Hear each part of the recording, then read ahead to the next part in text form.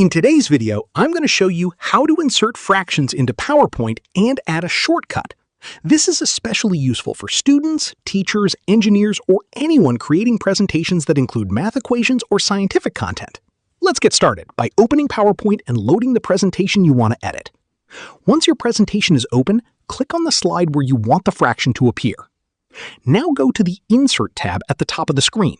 This section contains tools for adding different types of content to your slides. Inside the Insert tab, look for the Equation option and click on it. This opens PowerPoint's built-in math editor.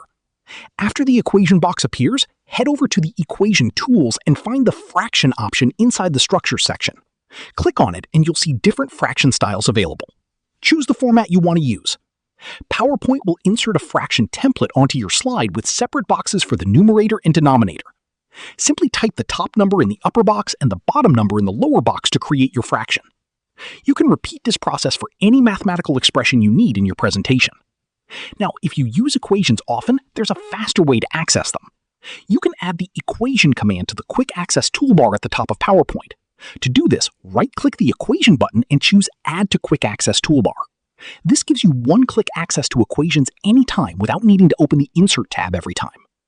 Using fractions and equations in PowerPoint help make your presentations more professional, organized, and easier to understand, especially when explaining formulas or calculations. And that's it. You now know how to insert fractions into PowerPoint and speed up the process with a handy shortcut method. And that's how you can easily add mathematical fractions to your PowerPoint presentations. Share this video and subscribe for more helpful tutorials.